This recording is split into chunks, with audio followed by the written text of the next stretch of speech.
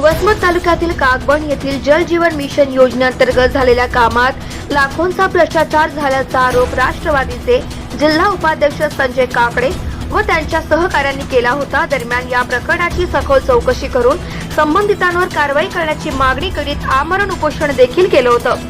दरम्यान 15 दिवसात चौकशी करून कार्यवाही करण्याचं आश्वासन प्रशासनाकडून दिलं असताना 1 महिना उलटूनही कुठलीही कार्यवाही केली नसल्याने पुन्हा राष्ट्रवादीचे जिल्हा उपाध्यक्ष काकडे व त्यांच्या सहकाऱ्यांनी आमरण उपोषण करण्याचा इशारा दिलाय। त्यामुळे राष्ट्रवादीच्या नेत्यांचा धाक संपला की काय अशा चर्चा आता होऊ लागल्या असताना या पदाधिकाऱ्यांना न्याय कधी मिळेल हा प्रश्न निर्माण झाला आहे। अयोध्या येथे प्रभू श्रीराम यांचा प्राण प्रतिष्ठा कार्यक्रम दिनांक 22 जानेवारी रोजी संपन्न होणार आहे।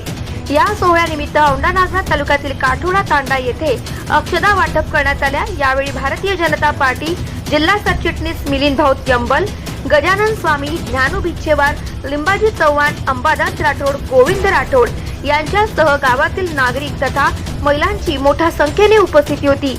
यावेळी गावातील प्रत्येक घरी या अक्षदा वाटप करण्यात आल्या। वसमत येथे बहिर्जी स्मारक विद्यालय येथे डॉक्टर गंगाप्रसादजी अग्रवाल यांचा जन्मशताब्दी सोहळा संपन्न झाला। यावर कार्यक्रमाप्रसंगी वसमत विधानसभा मतदारसंघाचे आमदार चंद्रकांत उर्फ राजूभैया नवगरे, साखर संघाचे अध्यक्ष जयप्रकाशजी दांडेगावकर, डॉक्टर कापदे, माजी आमदार पंडितराव देशमुख, माजी आमदार मुंजाजीराव जाधव, उपजिल्हाधिकारी डॉक्टर सचिन खल्लाळ, रामचंद्र बागल, संपादक उत्तम दगडू, अंबादास मामा भोसले, सभापती तानाजीराव बेंडे पाटील आदींची यावेळी उपस्थिती होती। औंढा नागनाथ येथील शासकीय विश्रामगृह येथे वसमत विधानसभा मतदारसंघाचे आमदार चंद्रकांत उर्फ राजूभैया नवगरे यांनी उपस्थित राहून मतदारसंघातील जनतेची प्रश्न यावेळी सोडवली। यावेळी औंढा नागनाथ तालुक्यातील अनेक जणांनी आपला व्यथा अडीअडचणी आमदार राजूभैया नवगरे यांच्या समोर मांडल्या। त्यानंतर तात्काळ अनेकांची प्रश्न यावेळी आमदार नवगरेंनी सोडवली। कळमनुरी तालुक्यातल्या दांडेगाव येथे खंडोबा यात्रेनिमित्त कबड्डीचे खुल्या सामन्यांचे नुकतेच उद्घाटन करण्यात आले।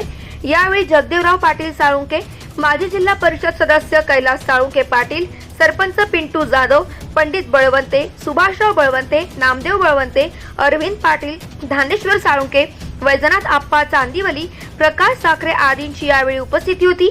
यावेळी गावकऱ्यांनी उपस्थित मान्यवरांचा सत्कार केला। राष्ट्रवादी युवक काँग्रेसचे प्रदेश अध्यक्ष महबूब भाई शेख यांच्या प्रमुख उपस्थितीत हिंगोलीतल्या राष्ट्रवादी भवन येथे नुकतीच आढावा बैठक संपन्न झाली। यावेळी राष्ट्रवादीचे जिल्हाध्यक्ष दिलीप चव्हाण, अनिल पतंगे, माधव कोरडे, रवी गडदे, बंडू मुटकुळे, शिवाजी शिंदे, राष्ट्रवादी युवक जिल्हाध्यक्ष उमेश देशमुख यांची यावेळी उपस्थिती होती। येणाऱ्या लोकसभा निवडणुकीच्या अनुषंगाने ही आढावा बैठक घेण्यात आल्याची माहिती जिल्हाध्यक्ष दिलीप चव्हाण यांनी दिली। 20 जानेवारी रोजी मुंबईकडे मोठ्या संख्येने मराठा समाज बांधव जाण्याची तयारी करीत असताना या संदर्भात जिल्ह्यातल्या प्रत्येक गावागावात कॉर्नर बैठकी घेण्यात येत आहे। येत्या 20 जानेवारीला मुंबईकडे जाण्यासंदर्भात जिल्ह्यातल्या औंढा नागनाथ तालुक्यातील लाख, माळसगाव, मेथा, असोंदा, निशाणा, सुरवाडी, धारखेडा, येळगाव, सोळुंके आदी गावात नियोजन बैठका घेण्यात आल्या। यावेळी अनेकांची उपस्थिती होती। शिवसंपर्क अभियान दौऱ्यानिमित्त राज्याचे मुख्यमंत्री एकनाथ शिंदे हे हिंगोली जिल्ह्यातील बाळापूर येथे येत्या 10 जानेवारी रोजी येणार आहे। त्यानिमित्त शिंदेगड शिवसेनेकडून जय्यत तयारी देखील केली जात असताना नुकत्याच याच शिंदेगड शिवसेना पक्षाच्या हिंगोली जिल्ह्यातल्या खासदाराची आणि हिंगोलीचे पालकमंत्री यांची एक ऑडिओ क्लिप व्हायरल झाली। एकमेकांना शिवीगाळ करीत असतानाची ही व्हायरल झालेला ऑडिओ क्लिप नंतर आता जिल्हाभरात चर्चेला उधाण आलं असताना मुख्यमंत्री एकनाथ शिंदे हे बाळापूरच्या सभेत काय बोलणार याकडे मात्र सर्वांचे लक्ष लागले आहे। वसमत तालुक्यातील पांगरा शिंदे येथील रहिवासी असलेल्या भारतीय सैनिकाला पांगरा शिंदे येथील शासकीय इतमामात अखेरचा निरोप देण्यात आलाय।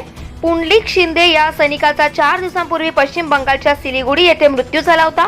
या जवानावर पांगरा शिंदे येथे अंत्यसंस्कार करण्यात आले। यावेळी अनेकांची उपस्थिती होती।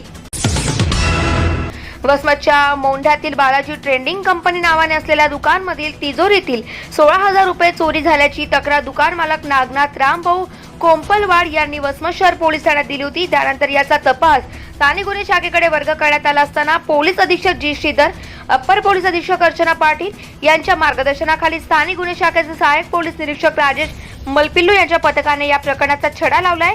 यातील चोरी करणाऱ्या आरोपीला ताब्यात घेत काही दिवसातच हा गुन्हा स्थानिक गुन्हे शाखेच्या पथकाने उघड केला आहे।